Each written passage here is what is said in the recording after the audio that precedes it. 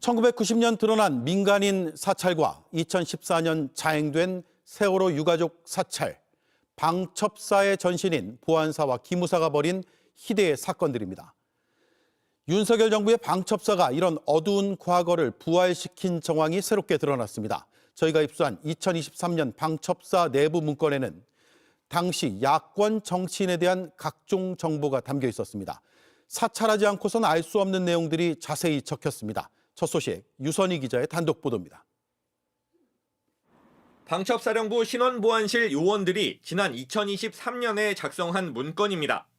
법무병과 관련 참고보고, 군 내부 문건인데 분석 대상은 당시 민간인이던 최강욱 전 의원입니다. 최 전 의원이 법무관 시절 육사 출신 장성들의 비위 사실을 청와대에 전달해왔다면서 전역한 후에 어떤 법무법인을 세우고 어떤 소송에 관여했는지도 파악했습니다. 그러면서 최 전 의원이 청와대 공직기강 비서관이던 2018년부터 2020년까지 군 소속 누구와 만났는지 연도별로 이름, 직책, 기수 등을 손으로 적었습니다. 30명 넘는 법무관들이 여기에 포함됐습니다. 최 전 의원과 가까운 것으로 알려진 이른바 최강욱 라인과 같이 근무했다는 이유로 포함된 이들도 있습니다. 하지만 이들이 만났다는 근거는 없습니다. 또 작성자, 작성 일자, 결제 라인 등도 남기지 않았습니다. 문건 내용을 접한 최 전 의원은 이들과 따로 모임을 하지도 않았고 명단 중 아는 사람도 몇 명 없다고 말했습니다. 추미애 더불어민주당 의원은 방첩사가 진위 검증도 안 되는 근거 없는 문건으로 인사에 개입해왔다는 증거라고 주장했습니다. 특정 성향의 인물을 육군 법무병과에서 배제하려는 목적 아니냐는 겁니다. 12.3 불법계엄 직후인 지난해 1월 공수처가 방첩사를 압수수색할 때 확보한 이 문건은 내란 특검을 거쳐 국가수사본부로 넘어간 상태입니다.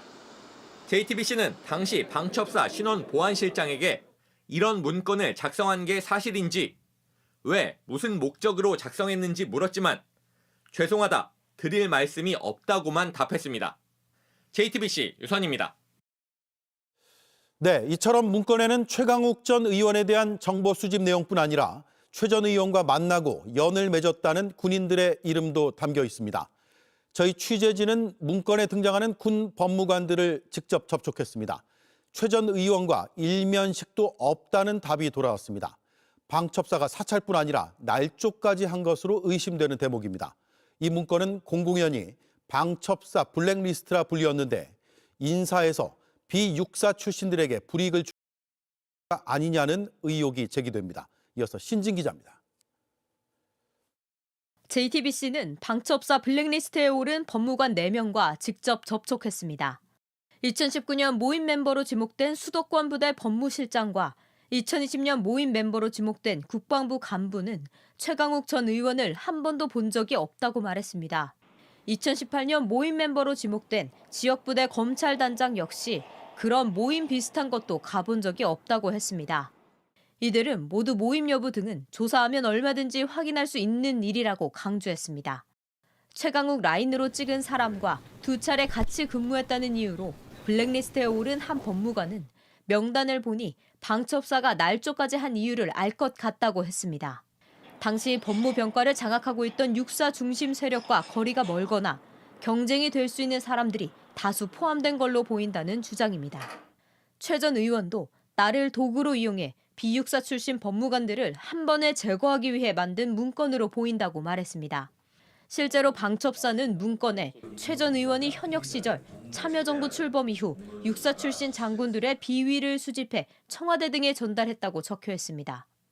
육사 출신 장군들의 문제를 지적한 게 최강욱 블랙리스트를 만든 이유 가운데 하나였던 겁니다. 그리고 진짜 이거 어마어마한 보도가 이번 JTBC를 통해서 나왔는데 맞아요. 야, 요거 이제 나온다고 저희가 예고를 한 적은 있거든요. 예. 야, 근데 요게 정말 심각한 사안이라서 예. 지금부터 좀 본격적으로 다뤄보도록 하겠습니다.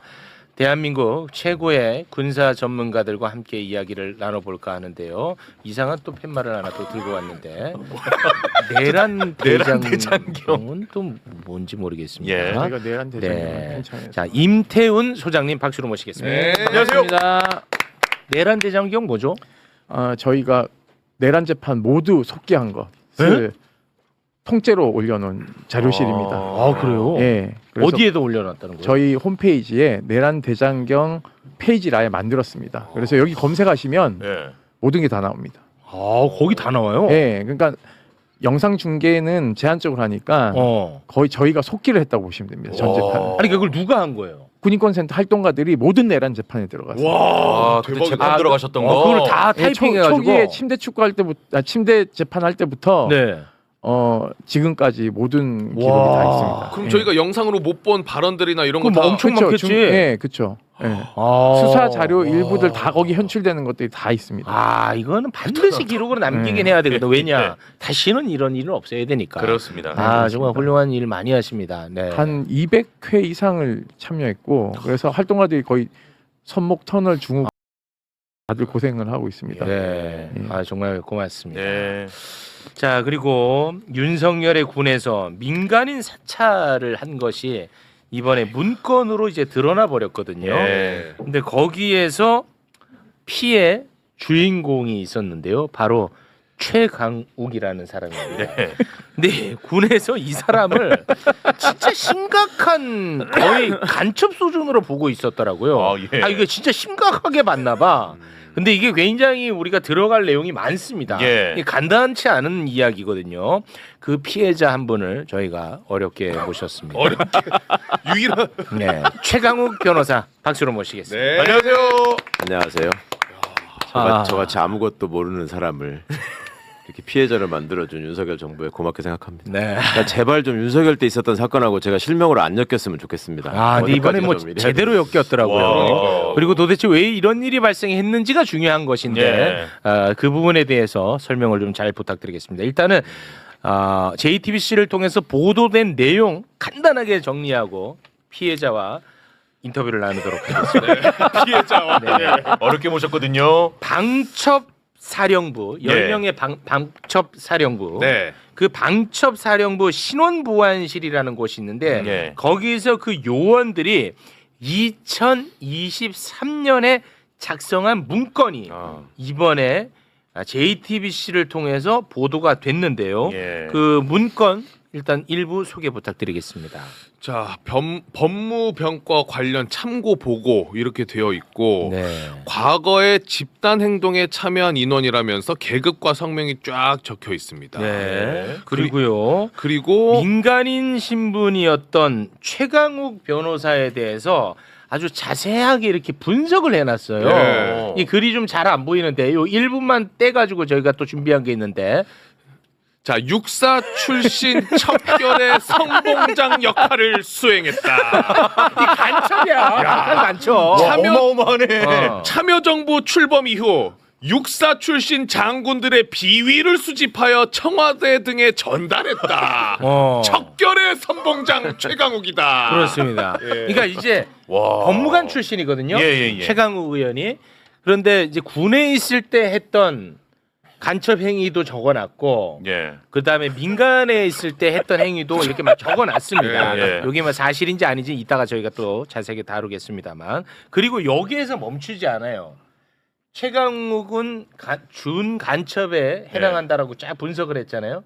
최강욱이 이렇게 그 스치기만 해도 다 블랙리스트로 분류를 해놨습니다. 자, 그것도 한번 좀 살펴볼까요? 자, 자료를 이렇게 와 근무 연고 와. 이렇게 해가지고 뭐 8명, 9명, 8명, 5명 해가지고 딱 리스트업을 해놨어요 이렇게. 그 이 정도 이 느낌의 방첩사에서 한 거거든요. 예. 방첩사가 뭐야? 간첩을 방지하는 데잖아. 그렇죠. 그럼 이게 흐름상 양식상 메뉴에는 김정은이 있어야 될 것 같은데 메뉴에 최강욱이 있습니다. 와. 참고로. 근데 최강욱을 만나지 않더라도 네. 최강욱 라인으로 선정된 사람과 스치기만 해도 블랙리스트로 다 분류를 해놨더라고. 그러니까요. 예. 이 방첩사 블랙리스트에 오른 법무관 4명이랑 JTBC가 접촉을 해서 물어봤대요. 그랬더니 저 최강욱이라는 사람 본 적도 없는데요? 라고 이야기를 했고 또 모임 멤버로 지목된 한 사람도 나는 그런 모임 비슷한 것도 가본 적이 없다. 이렇게 또 입장을 밝히기도 했다고 합니다. 네. 네. 그래서 저희가 이제 궁금한 점이 굉장히 많습니다. 여기에 적혀 있는 내용이 사실인지 아닌지, 그리고 도대체 왜 이런 걸 만들었는지, 그리고 왜 또 타겟은 최강욱이었는지, 이걸 통해서 뭘 하려고 했는지, 요거까지 우리가 이야기를 들어보도록 하겠습니다. 예. 일단 피해자님 용기 내어주셔서 대단히 고맙습니다. 일단 여기 들어가 있는 내용은 맞아요? 다 날조된 얘기죠. 날조예요? 예, 예. 완전히 날조된. 어. 우리 임태훈 선생도 과거부터 이제 군검찰이나 이런 상황들을 알고 있기 때문에 예. 몇몇 아는 사람들이 있어요. 임태훈 선생도. 네, 맞습니다. 근데 이제 저하고 반대편에 있었던 사람들을 다 제 수화에다가 그려놓고 심지어 제일 기가 막힌 제가 이제 두목으로 맨 위에 이렇게 있었잖아요. 네네. 수계로 있었는데 그 밑에 이제 이렇게 표를 그려서 조직도를 그려놓고 네. 자세히 보시면 나 군인들이 어떻게 저기 민망하지도 않나 몰라. 맨 위에 두목은 예비역 소령이야. 네. 그리고 부하들은 다 장군이야. 여기 4명이. 저희 준장이 있어요. 우리 준장, 냈다 준장이라니까요. 예. 저기 그래. 총관보스 애들이. 예. 근데 저 중에 누가 또 있냐면 이번에 왜 개헌버스 2차로 탔다가 김상환. 강등된 네. 법무실장 있잖아요. 네. 그 친구도 저기 써 있어 지금. 오. 내 똘만이라고. 그래요. 그럴 리가 있겠습니까? 그 여기 명단이 보면 최다령도 있어요. 그 기억하시죠? 네. 박정훈 대령 강제구인 했던 네, 네. 그 최다령도 있어요. 그러니까 이게 명단을 제가 이제 공개는 다 못하지만 보고 이거는 거의 보수적으로 봐도 90% 이상이 날조다. 날조고 거짓말이고 이게 뭐냐면 결국은 육사 법무관들 진급 경쟁자들을 이렇게 분류해 놓은 거예요. 그러니까 육사 법무관들을 예. 좋은 자리에 앉혀야 되니까 예를 들면 김동혁 같은 사람들을 주요 자리에 앉혀야 되니까 그 사람들의 반대되는 세력들을 최강욱 법무관하고 친하다는 프레임을 짜가지고 경쟁 구도를 만들어 놓은 거예요. 그러니까 일종의 공작인 거죠. 그러니까 이제 군 판사, 네. 군 검사는 이제 군 법무관이죠. 군 법무관 중에 판사, 검사, 변호사, 법무참모를 하는 사람들이 있죠. 네, 네. 그런데 이제 그 사람들 중에서도 육사 출신도 존재한다는 거죠. 그렇죠. 그렇죠. 근데 육사 출신이 많지는 않은가 봐요. 이게 약간 조금 설명이 필요한데 네. 조금 시간을 주시면 네. 김동혁이가 언제 진급했는지 알아요? 혹시 몇 년도에? 군 검찰 단장 김동혁이. 검찰 단장 했을 때니까 윤석열 정부 때 그렇죠. 아닌가요? 2023년쯤 되지 네, 않을까요? 맞습니다. 내 생각할 때 그때 만든 것 같아요. 네. 이게. 지금 여기 보시면 맨 처음에 나오는 1번 해가지고 과거 집단행동 참여 인원 이렇게 돼 있는 거 있죠. 네, 요거요. 저게 무슨 말이냐면 네. 이제 배경을 잠깐 말씀드리자면 법무관은요. 네. 법조인만 할 수 있는 거예요. 네. 그러면 과거에는 고시에 합격한 사람만 법무관이 될 수 있는 겁니다. 뭐 그렇겠죠. 근데 육사는 이제 군 내 장교들이 병과라는 게 있잖아요. 네. 거기를 다 육사 출신들이 사실상 장악을 하잖아요. 그렇죠. 근데 군의관도 육사 출신이 장악을 해요. 심지어. 군의관이 육사 출신이 있어요? 네, 많아요. 있습니다. 네. 위탁교육원에서.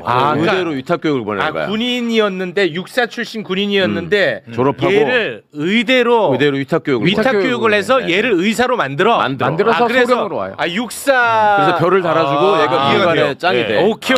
그렇게 장악을 하는 거야. 그래서 그러니까 군 전체를 장악하는 거네. 네. 육사가. 근데 이제 법무관 같은 경우에는 법대로 위탁 교육 보내가지고 바로 시킬 수가 없잖아요. 고시를 합격해야 사법고시를 되니까. 합했어야 되잖아요. 그러니까 10년에 한 명 정도 뜨문뜨문 있었어요. 어렵구나. 근데 그러다 보니까 군내 헤게모니를 준 쪽에서는 어떻게 생각하냐면 이게 한 번씩 틈이 생기면 군 검찰이 나서서 옛날에 그 유명한 병무비리 수사 그걸 통해서 군의 핵심이 막 이렇게 구속되고 흔들리는 일이 있었거든. 타격을 받아. 네, 그다음에 육사들이. 저같이 이상한 사람이 또 갑자기 군검사가 돼가지고 검찰부장을 하면 뭐 포스터를 잡아놓고 참모총장 구속하겠다고 막 오케이. 날뛰고 막 이러는 게 이 사람들 입장에서는 사법제도가 별도로 있기 때문에 자기들의 세상에서 안전하게 있을 수 있을 거라고 생각을 이해가 했는데 되네요. 이물질들이 자꾸 돌아가지고 난동을 부릴 때마다 속수무책으로 당하는 거예요. 법으로 하니까. 네네네. 그러니까 이제 저 같은 사람이 육사 출신의 정치 군인들이 볼 때는 최고의 빌런인 거예요. 그렇겠네요. 정말 나쁜 사람이야. 아 진짜 그렇네. 예. 그런데 그거를 극복하기 위한 방안으로 이 사람들이 생각을 한 게 네. 로스쿨 제도가 시행이 되니까 네. 로스쿨에다가 위탁 교육을 보내는 거야. 와장창 아. 보내죠. 1년에 2명씩. 그거를 회사공사는 안 보내는데 육사만.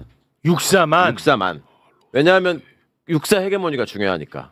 그럼 이거는 로스쿨을 졸업하고 법조인 자격 얻는 게 상대적으로 쉬워졌잖아요. 그러니까 그 다음부터 육사 출신 법무관들이 시글시글해. 엄청 많아진 거예요. 실제로 많아졌고 엄청 많아졌어요. 몇십 배 많아진 거야. 그러면 얘네들한테 자리를 줘야 될 것이고 그 다음에 기존의 요직을 차지하고 있던 고시 출신 법무관들 밀어내야 될 거 아니에요. 그렇겠네요. 그러려면은 명분이 필요할 거 아니에요. 아, 네네네. 그런데 다른 사람들은 누군지를 몰라. 그 저기 써 있는 이름들 중에 대부분은 제가 이번에 처음 본 사람들이에요 다. 제가 30년 전에 법무관 했던 사람이에요. 근데 지금 애들 어떻게 알아? 그렇지. 그런데 저기다가 다 써놓고 와. 이제 대박이네. 얘네들을 쳐내고 네. 중요한 판사 검사 자리를 다 육사로 채우려고 한 거죠. 그러면 그러니까 이게 일종의 장기적으로 공작을 하는 거예요. 왜냐하면 군 사법권을 틀어지어야 되니까. 그러니까. 왜냐하면 계엄을 앞두고 군 사법권을 틀어지어야 이게 준비가 그 계엄을 하면 군사법원에서 민간인도 다 재판받잖아요. 그러니까. 그 영장이 다 기각되면 안 되니까. 그래서 우리가 기억할지 모르겠지만 나승민이라고 신원 분석실장한테 여인영이 박정훈 대령 무죄 준 판사들 뒷조사에서 뭘 하라 그러잖아요. 근데 안 했다고 본인이 얘기를 하지만 이 명단에 이 작성이 됐다면 이런 파일은 최강욱 법무관 파일이 아니라 수십 가지 수백 가지의 이 파일이 있을 개연성이 매우 높다라는 있다고 거죠. 하더라고요. 네. 그러니까 이게 이제 저렇게 해서 장기적으로 노렸던 거는 계엄 내란이 성공하면 방첩사령관이 합동수사본부장이 돼요. 맞습니다. 합수본부장이 되면 거기 군검사가 들어가야 되고 네. 그다음에 계엄 상황이기 때문에 군사법원이 중요해지거든요. 그걸 군 판사들이 해야 될 거 아니에요. 그렇죠. 그거를 육사 애들로 채워놔야지 안심이 되는 거지. 그러네. 야, 이거 엄청 그러니까 중요한 이걸 다 보도네. 굉장히 그리고 제가 방첩사 내부 소식통들한테 제가 옛날에 기무사 해체시킬 때 그 개혁위원회 부위원장으로 들어가가지고 그 작업을 했던 사람이거든. 그러니까 애초에 기무사 정치군인들한테도 저는 원수예요. 그때 다 쫓아냈기 때문에. 그러니까 군 내부에다가 저거 다 최강욱 똘만이다라고 하면은 그냥 더 설명할 필요가 없이 다 날려버릴 수 있는 근거가 되는 거고. 또 무슨 말인지 알아들었어요? 기무사가 워낙에 이제 나쁜 짓을 많이 했어. 그래서 그거를 이제 박근혜 해체를 정부 때. 했어요. 박근혜 때 그 나쁜 세월호 유족. 세월호 유가족을 사찰한 문제로 해가지고 날라갔단 말이야. 근데 그 해체 작업을 최강욱 변호사가 했나 봐요. 나는 이건 또 처음 듣는데. 네, 청와대 가기 전에. TF를 그리고 나서 네. 윤석열 정부가 들어오면서 요 없어진 요 조직을 방첩사로 다시 만들었어. 그렇지. 그럼 요걸 만들 때 들어가려는 인물은 최강욱에 의해서 피해를 봤던 사람들이 들어갈 거 아니야. 분노감도 있고 분노감이 있는 거지. 우리를 없앴던 그렇지. 그런 사감도 있고 내란에 대한 대비책도 되고. 그렇죠. 그러네. 이거 엄청 중요한 보도네. 그래요. 그러니까 아까 다시 그 법무병 거 관련 보고 참고 보고 맨 첫 번째 첫 번째 거. 그 표 나온 거. 네. 저게 뭐냐면 네. 8명. 김동혁이가 예전에 네네네. 이제 그때는 고시를 붙어가지고 원래 보병으로 있다가 갑자기 이제 고시에 나중에 늦게 붙으면 법무로 전환을 시켜줘요. 네. 법무로 전환을 시키면 갑자기 계급이 올라가.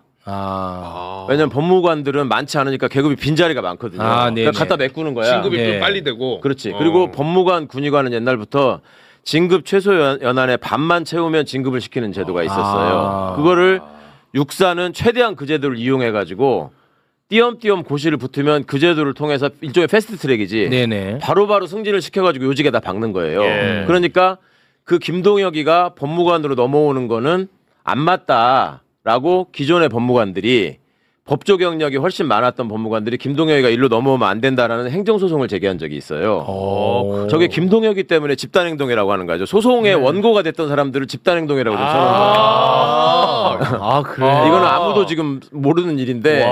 그래요. 근데 저거를 소송 대리를 제가 했다고 내 변호사니까. 근데 저거를 주동한 법무관들이 있을 거 아니야. 저 소송하자. 그렇겠죠. 그때 했던 친구는 지영준이라는 법무관이 있었는데 예. 이 친구는 누구냐면 예전에 국가인권위원회 상임위원으로 추천됐다가 그 동성애 혐오 발언했다고 해가지고 네. 국회에서 부결시킨 친구 있어요. 네. 그 친구가 주동한 거야. 근데 얘네들은 무슨 일만 있으면 군이 나쁜 짓을 한 걸 상대로 소송만 벌어지면 무조건 배우가 저예요. 항상. 그러니까 그런 식의 생각을 갖고 있었고 이거는 이제 김동혁에 관한 문제였기 때문에 내가 그래서 김동혁이가 언제 진급했냐고 물어보는 거예요. 이게 다 연결돼 있네. 그리고 이게 더 놀라운 것은 이거를 누가 만들었냐. 작성을. 네. 네. 이제 이 블랙리스트가 여러 개 수백 개가 있다고 어제 보도가 되더라고요. 네. 근데 그 나머지 블랙리스트들은 전부 다 타이핑한 거예요. 근데 제 거만 손으로 쓴 거예요. 네, 손으로 썼던. 그러니까 이거는 전산으로도 말하자면 저장이 안 되고 나중에 추적이 안 되게 만든 거예요. 정보 이거는. 융합실에 저장을 안 한 거죠. 네. 서버에 안 들어가고 네. 별도로 이건 보관하고 있었던 거예요. 네. 이걸 누가 만들었냐 그랬더니 충암 나온 애가 만들었다는 거야. 충암고? 충암고 나온. 내란 계열이 많네. 그러니까 충암 사령관, 충암 국방부 장관, 충암 대통령, 네. 실무자 충암 이렇게 된 거예요. 그래서 연관이 있네. 제가 어제 네. 정보를 하나 파악해 결국은 보니까 이거 내란의 준비 작업이라고 보이거든요. 김동혁을 그 최상병 수사외압권을 제대로 못 다뤘다고, 그러니까 박정훈 대령 구속을 못 시켰다고 교체하려는 움직임이 있었어요. 육군 법무실장 김상환하고 네. 마트레이드 하려고 했는데 그랬었죠. 방첩이 나서서 안 된다. 아. 육사가 국방부 검찰당 전체 검찰을 틀어지어야 되지. 김상환이 오면 그 육사가 아니기 때문에 중요한 시기에 검찰권을 행사 못할 수도 있다라고 해서 그 자리에 그대로 둔 거죠. 그래서 이 인사가 그 방첩사도 기억하실지 모르겠지만 계엄 직전에 6개월도 안 된 법무실장을 교체해요. 윤비나로. 네네. 육사 법무관이거든요, 윤비나가. 근데 본인들이 지금 재판에서 시종일관 얘기하는 게 본인들은 기무사 계엄 문건을 군인권센터가 폭로했기 때문에 그 이후로 트라우마가 있다.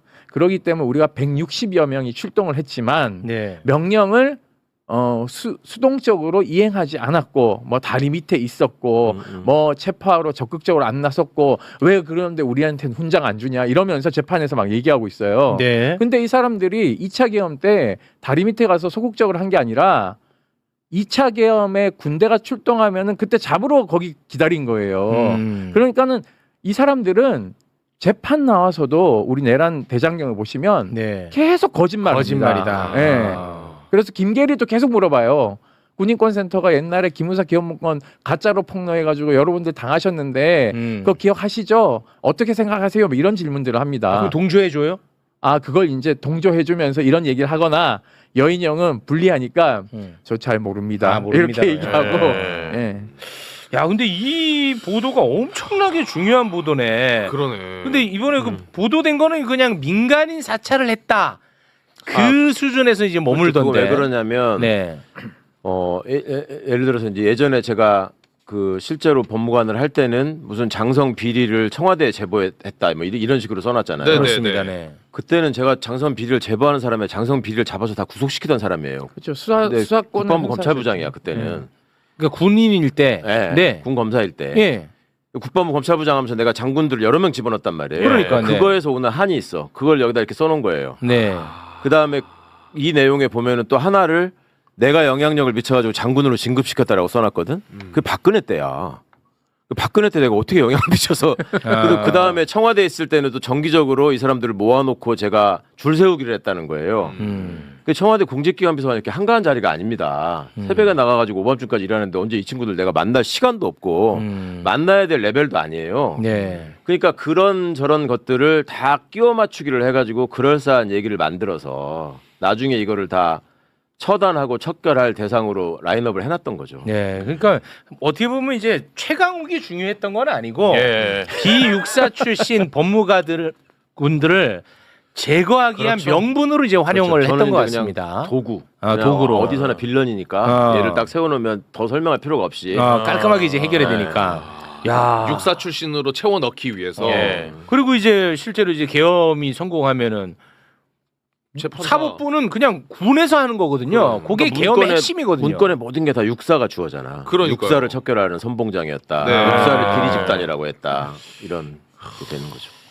야, 이거를 지금 이제 뭐 수사를 하고 있다고 하는데 이거 조금 더 깊이 들어가야 될 것 같은데. 이거는 그렇죠. 특검에서 해야 될 것 같은데. 사실은 이게 지금 처음 나온 얘기는 아니고 네. 초반에 공수처가 왜 공조본이라고 해가지고 처음에 수사했었잖아요. 네. 윤석열이 체포하고 뭐 이러는 과정에서 네. 그때 방첩사 압수수색했을 때 발견된 문건이에요. 네. 공수처가 공수처가 확보한 거예요. 근데 공수처가 보기에도 손으로 쓴 유일한 문건이니까 이게 특이해가지고 먼저 언론에 나왔던 거예요. 네. 그런데 지금 이제 그 기존의 내란 특검에서 시간 관계상 또 너무 큰 사건이 많으니까 그냥 넘어갔던 건데 네. 이번엔 제대로 꼭 수사를 해서 네. 진상을 밝혀주길 바랍니다. 근데 2차 알겠습니다. 특검이 수사를 할 수도 있지만 그 지난 29일 날 군사법원법 개정안이 본회의를 통과했습니다. 이게 뭐냐면 군사 경찰이 내란 수사권이 없었습니다. 군사법원법에 내란 수사는 방첩과 군 검찰만 하도록 되어 있어서 내란 수사권이 이제 국무회의 이 법안이 국무회의에 의결을 하면 우리 박정훈 장군이 있는 국방부 조사본부가 내란 사건 수사권이 생기기 때문에 이 사건도 수사 범위에 들어와 있습니다. 지금 현재 조은석 특검이 플리바게닝을 한 것으로 보여서 지작사 이하 부대들에 대한 신속 2기동사단 이런 데는 출동 준비를 하고 있었잖아요. 2차 계엄에 대해서. 네, 네. 이거 수사가 미진합니다. 사실상. 그렇기 때문에 군의 방첩과 그리고 지작사 이하 부대들 그리고 그 정보사 그리고 정보사 안에서도 은밀한 부대들이 있어요. 제가 좀 말씀드리긴 뭐한데 네. 그런 부대들이 지금 내란 특검에서 인지하지 못했기 때문에 이런 사건들이 2차 특검도 수사를 열심히 하겠지만 박정훈 장군이 있는 국방부 조사본부도 수사권이 있기 때문에 네. 향후 수사에 상당한 영향을 미칠 문건이 터졌다라고 네. 보시면 될 것 같습니다. 아유, 좋습니다. 자, 그럼 두 분과는 여기서 인사를 좀 하나만요. 그 말씀을 대장경 수준으로 많이 하셨거든요. 하나만 할게요. 네. 그 지금 방첩사 말씀이 해체한다고 이제 얘기를 했는데 방첩사 해체하는데. 근데 예. 이제 문제는요. 네. 보안 검사와 신원 조사에 대한 권한을 사실상 방첩사가 해체돼도 놓지 않는 것이 골자로 되어 있습니다. 네, 저희가 한번 다뤘었죠. 예, 그래서 이게 뭐냐면 방첩사가 맨날 하는 일이 야전부대에서 풀숲에 숨어 있다가 누구 바람 피우는지 뒷조사해가지고 이 사람 진급시키면 안 된다 이런 짓거리 하는 거예요. 네. 사실상 흥신소보다 못한 사생활 침해하고 인사에 개입하고 늘 공작하는 이 못된 버릇을 고치려면 네. 이 신원 조사하는 기능을 국방부 감사관실로 이관시키면 된다. 네. 핵심이고 그 과천에 있는 그 부대 있지 않습니까? 그거 없애고 안으로 들어와서 국방부 장관의 감시 밑에 있어야 됩니다. 네. 굉장히 위험한 존재들이기 때문에 네, 이건 중요한 명확하게 말씀입니다. 국민들이 요구하셔야 된다고 생각합니다. 네.